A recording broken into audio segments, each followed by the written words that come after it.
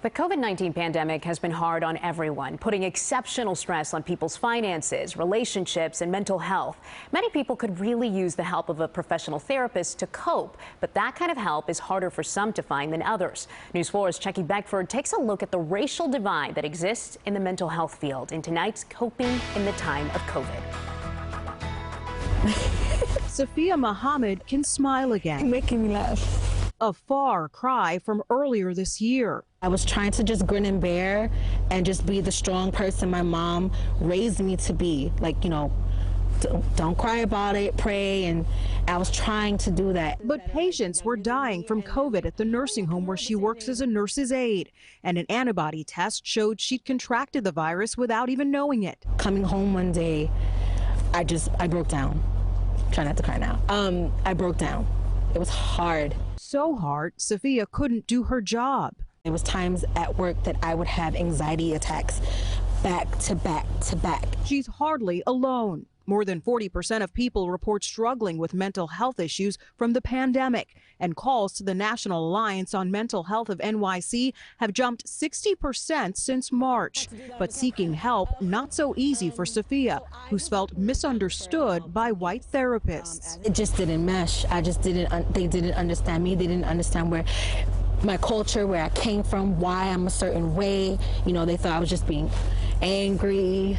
Just having someone who looks like them kind of creates a layer of safety and trust, because they're like, you probably get it, you know, because you're Black. But psychologists like Dr. KATHLEEN are in critically short supply. Only 4% of psychologists nationwide are Black, according to the American Psychological Association. That has Black patients scrambling. There's so many people reaching out, and it's like, I'm full. I can't, you know, like, I don't have the capacity. My colleagues, when I think like of wanting to refer them, they're also at capacity. Some barriers to help are insidious. A study in the Journal of Health and Social Behavior found New Yorkers with, quote, Black-sounding names and voices were less likely to have their calls returned by psychotherapists. Compounding all of this, the death of George Floyd in May and the ensuing racial unrest.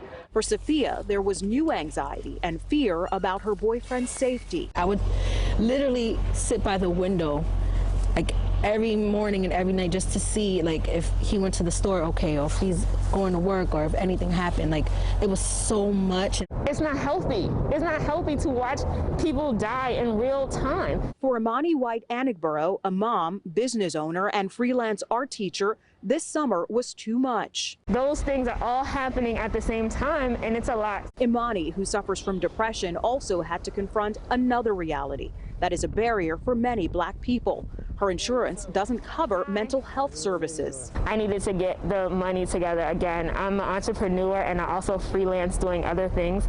So, you know, making sure the money was right. I always tell my therapist, I'll pay my rent first and then my therapy second, and I'll figure out everything else. So White Anigborough had to save up hundreds of dollars to get the help she needed. And today she preaches the benefits of professional assistance. God is great, and so is my therapist too.